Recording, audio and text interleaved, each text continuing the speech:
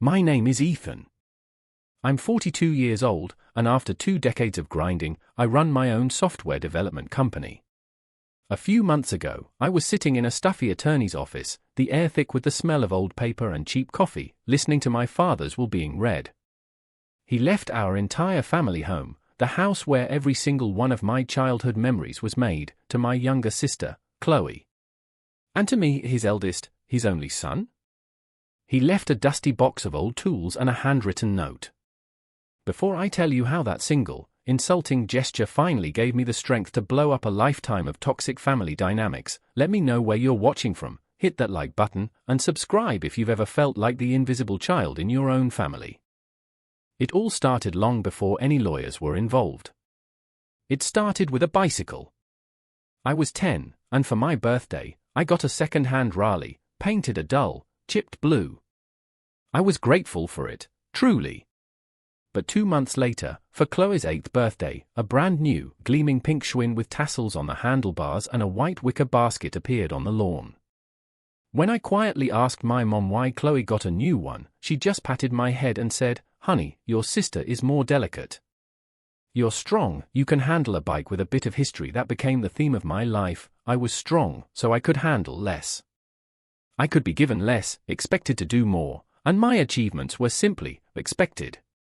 Chloe was delicate, so she needed more. More attention, more money, more praise. My report cards were filled with A's and B's, especially in math and science. My dad would glance at them, grunt, and say, "Good. Keep it up." But when Chloe brought home a C+ in history, alongside a clay ashtray she'd made in art class, it was framed and put on the mantelpiece. "She has such an artistic soul," my mother would tell guests, gesturing to the lopsided piece of pottery. My interest in computers, which started with a Commodore 64 I bought with money from my paper route, was treated as a weird, antisocial hobby. "Why are you always in that dark room, tapping on that machine?" my dad would ask with disdain. "Go outside. Play sports." When Chloe decided she wanted to be a ballerina, they spent thousands on lessons, costumes, and trips to competitions she never placed in. I wasn't jealous of the ballet itself, but I was starved for that kind of investment, that belief.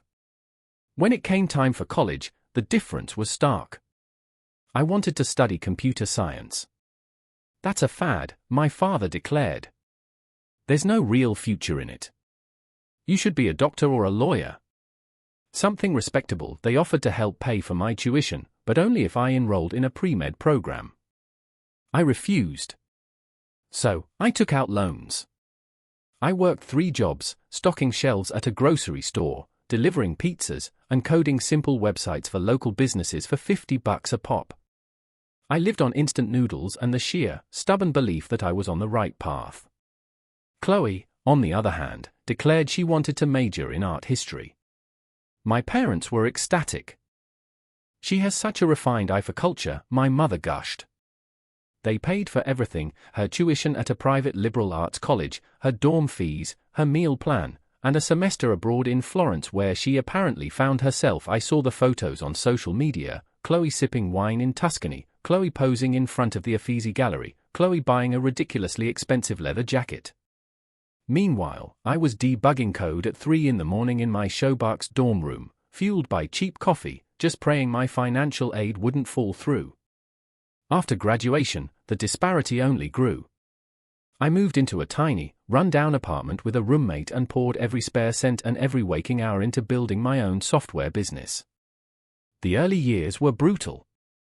There was 1 month where a client was late with a payment and I couldn't make rent. I swallowed my pride and called my parents. I asked for a small loan, just a few $100s to tide me over. My father gave me a half-hour lecture on fiscal responsibility and the importance of having a stable job. "This is what happens when you chase silly dreams, Ethan," he'd said. "Maybe it's time you got a real job, with a pension." They said no. I ended up selling my car, the one I'd saved up for all through high school, just to make rent. 2 years later, Chloe graduated with her art history degree and promptly moved back into her old bedroom at my parents' house. She job-hopped for a while, a barista here, a receptionist there, before deciding that the corporate world was stifling her creativity, so she stayed home. Rent-free. My parents called her their free spirit who was figuring things out. They paid her car insurance, her phone bill, and gave her a generous allowance. She was in her late 20s, living the life of a teenager, while I was working 80-hour weeks trying to build a future they refused to acknowledge. The few times I'd go home for holidays, the conversation was always the same. "How's that little computer thing going, Ethan?" my dad would ask, not waiting for an answer before turning to my sister. "Chloe, tell your brother about the wonderful pottery class you're taking." I was an outsider in the home I grew up in, a provider of free tech support and little else. They'd call me in a panic because their Wi-Fi was down or because my mom couldn't figure out how to attach a photo to an email. I'd spend an hour walking them through it over the phone, and as soon as it was fixed, they'd say, "Okay, thanks, bye," and hang up. There was no "how are you?" no "what are you working on?" I was a utility, not a son. Then, things started to change for me. Slowly at first, and then all at once. My company landed its first major contract. It was a game changer. I was finally able to hire a small team, move into a proper office, and pay myself a real salary. It was around that time that I met Sarah. She was a marketing executive, sharp and funny and incredibly perceptive. On our third date, I told her a bit about my family, trying to frame it in a light, humorous way. She didn't laugh. She just looked at me and said, "That doesn't sound funny, Ethan. That sounds really painful." It was like a dam broke inside me. She was the first person to ever validate my feelings, to see the dynamic for the toxic, imbalanced mess that it was. She saw my drive not as a silly dream but as a testament to my resilience. With her support, my confidence grew, both personally and professionally. My company thrived. We developed a niche piece of software that became an industry standard. Within 5 years, I was more successful than I had ever imagined possible. We bought a beautiful house in a nice neighborhood, we got married, and we had a daughter, Lily. My life was full. It was happy. But the shadow of my family remained. My parents' attitude toward my success was bizarre. They never once said, "We're proud of you." Instead, my success became a resource for them to exploit. Suddenly, family dinners were always at the most expensive restaurants in town, with the unspoken expectation that I would pick up the tab. "Oh, Ethan can get it, he's Mr. Moneybags now," my dad would say with a strange mix of pride and resentment. The calls for help escalated. It wasn't just tech support anymore. It was, "Ethan, your sister's car broke down, and the repairs are $2,000. You can help her out, can't you?" Or, "Ethan, we want to redo the kitchen, and we were thinking you could contribute." I tried to set boundaries. When I told them I wouldn't pay for Chloe's car repairs but offered to help her research reliable, affordable mechanics, I was accused of being cheap and unloving. When I explained that I had my own family and my own mortgage and that I couldn't just fund their home renovations, my mother cried and said, "I don't know what's happened to you. Success has made you so selfish." Sarah was my rock through all of it. She helped me see that their love was transactional, and that I had been trying to pay for it my entire life. I started to pull back, keeping conversations polite but brief, and limiting the financial handouts. The distance grew, but so did my peace of mind. Then, my father got sick. It was sudden and aggressive. And just like that, all the boundaries I had carefully constructed were bulldozed. My mother called me hysterical. Chloe, she said, was a complete wreck and too delicate to handle any of this, so I stepped up. I became the responsible son they had always counted on me to be, but never acknowledged. I was the one who drove my father to his chemo appointments. I was the one who sat with my mother for hours, sorting through insurance paperwork and medical bills that were piling up. I was the one who took my father's late-night calls when he was scared or in pain, because Chloe needed her sleep. I juggled running my company, being a husband and father, and managing my father's care. Chloe's contribution was to occasionally pop in with a smoothie, post a sad-faced selfie from the hospital waiting room with the caption #cancer sucks, and then disappear for days, claiming it was all too emotionally draining for her. I was running on fumes, grieving the complicated man my father was, and supporting the family that had never once supported me. I paid for medical expenses that insurance wouldn't cover, I ordered groceries for my mother, I coordinated with doctors. I did it because, in that moment, it felt like the right thing to do. I hoped, foolishly, that maybe they would finally see me. That they would finally appreciate what I was doing. My father passed away on a Tuesday morning. I was holding his hand. My mother and Chloe were in the hospital cafeteria. The aftermath was a blur of logistics and suffocating grief. And again, the full weight fell on me. Chloe was inconsolable, which meant she locked herself in her room while I made the funeral arrangements, wrote the obituary, and greeted the endless stream of grieving relatives who came to the house. My mother clung to me, weeping, telling me I was such a good boy and that she didn't know what she'd do without me. For a fleeting moment, I felt a flicker of hope. Maybe now, things would be different. Maybe my father's death would reset the family dynamic. Maybe my mother would finally see who her real support system was. That hope was extinguished a week later in that lawyer's office. The lawyer, a man my father had played golf with, cleared his throat and began to read the will.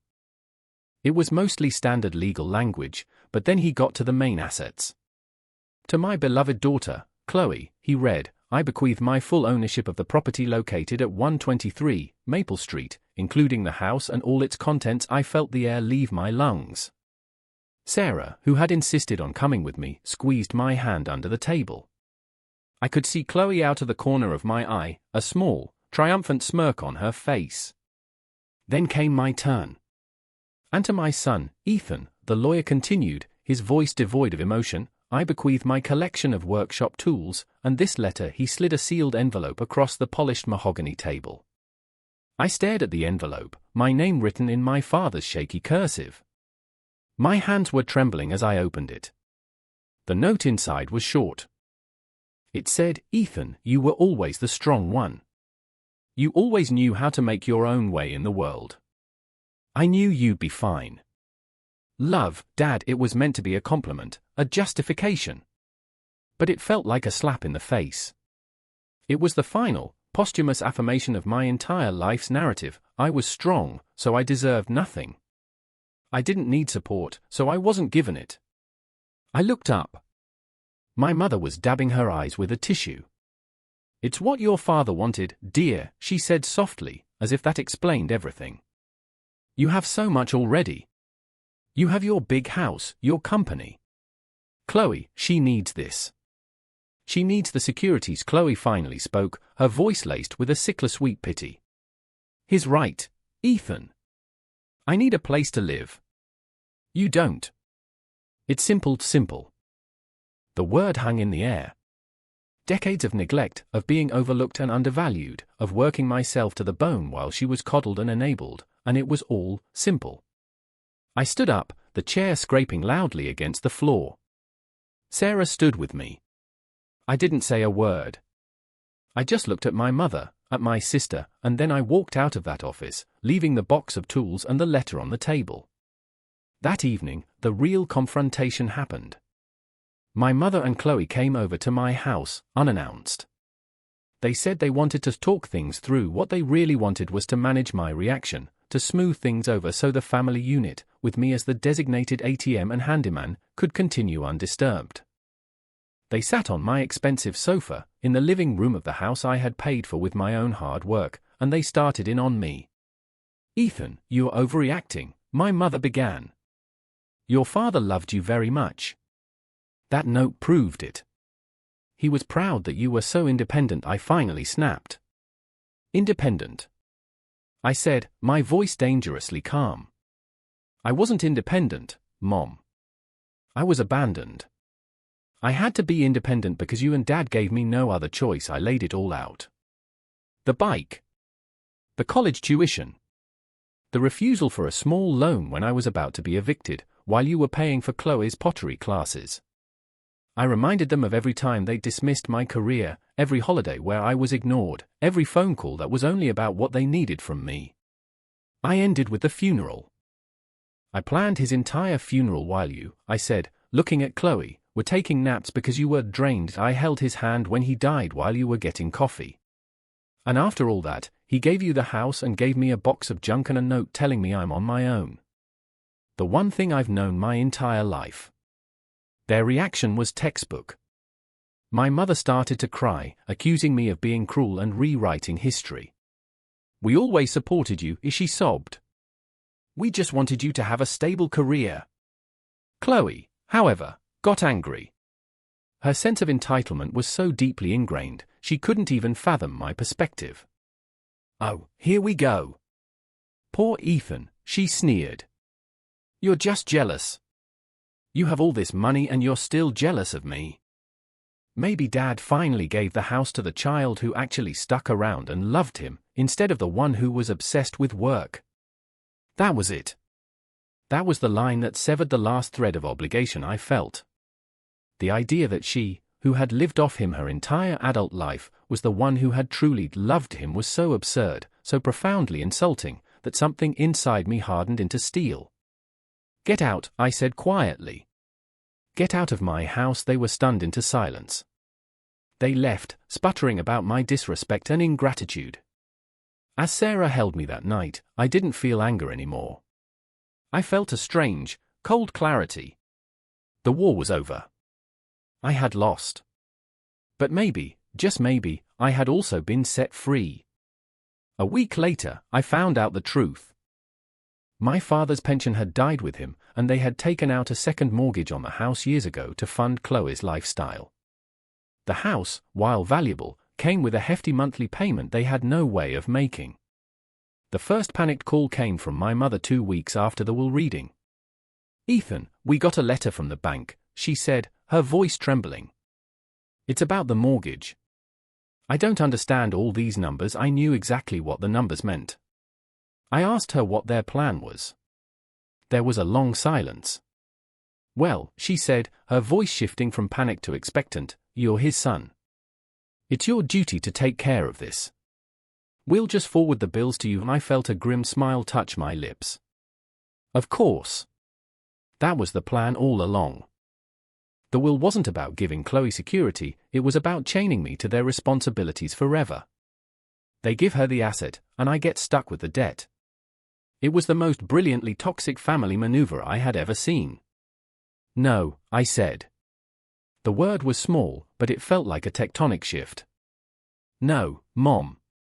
I will not be paying the mortgage on a house that isn't mine. The next day, Chloe started texting me. Demands, not requests. I need $2,500 for the mortgage by Friday. Mom's credit card was declined at the grocery store. You need to send her money. This is your fault for not helping us. I ignored them all. I spoke at length with Sarah, with my lawyer, and with my own conscience. I wasn't going to be cruel, but I was done being a doormat. I called a family meeting. I told them to meet me at a neutral location, a small cafe. They came in looking haggard and angry. Before they could launch into their accusations, I laid out my one and only offer. I will not be paying your bills, I stated, my voice firm and clear. I will not be your financial safety net. That part of our relationship is over. However, I will offer you a solution. I slid a document prepared by my lawyer across the table. I am offering to buy the family home from you. I will pay you the full, current market value, as determined by an independent appraiser. From that amount, we will pay off the outstanding balance on both mortgages. The remaining money will be yours, free and clear. You will have a clean slate and a significant amount of cash to find a smaller, more affordable place to live and to support yourselves. This is my only offer. You have 1 week to decide. My mother looked at me as if I had suggested burning the house down. Sell our home, she whispered, horrified. Ethan, how could you? This is your father's legacy. Chloe was less sentimental. You just want to kick us out. You want to take everything, she shrieked. No, I corrected her calmly. Dad already gave you everything. It turns out you just can't afford it. I'm offering you a way out. The alternative is the bank forecloses, you get evicted, and you walk away with nothing but bad credit. The choice is yours. They refused. They called me heartless, a monster, a vulture. They spent the next few weeks trying everything, crying, yelling, trying to guilt me with my father's memory. They even tried to get other relatives to call and pressure me. But I held firm. Sarah was my anchor, reminding me that this was not about revenge, it was about breaking a cycle that would have otherwise suffocated me and my own family. Reality, as it always does, eventually set in. The foreclosure notices started arriving. The phone calls from the bank became more frequent. 1 month turned into 2, and they were on the brink. Defeated, my mother called me and accepted the offer. The process was cold and transactional. Appraisers came, papers were signed. I never set foot in the house during that time. When the sale was final, I transferred a 6-figure sum into my mother's bank account. It was more than enough for her and Chloe to live on for years, if they were careful. A few weeks later, after they had moved into a small 2-bedroom apartment across town, I went to the house. It was the first time I had been there since the funeral. It was empty, echoing with the ghosts of 1,000 slights and a handful of happy memories. Standing in the living room where my sister's lopsided ashtray once sat on the mantel, I didn't feel triumph or anger. I just felt quiet. I spent the next year renovating the house. We tore out the old carpets, painted over the drab walls, and redesigned the kitchen my mother had wanted me to pay for. We filled it with light and laughter. We put up photos of my wife and my daughter. We planted a new tree in the front yard. We decided to make it our home, to overwrite the old memories with new, better ones. My daughter, Lily, now plays in the same backyard where I was once handed a used bicycle. But when she asks for something, her mother and I look at her, we see her, and we give her what she needs, not what we think she can handle. My relationship with my mother and sister is practically non-existent. We exchange polite texts on birthdays and holidays. I hear through the grapevine that they are struggling to adjust. For the first time in their lives, they have a budget. For the first time, Chloe has to work a real, full-time job to pay her share of the rent. Some might call what I did cold, but I call it survival. I had to amputate a part of my life to save the rest of it. I finally understand what my father's note meant.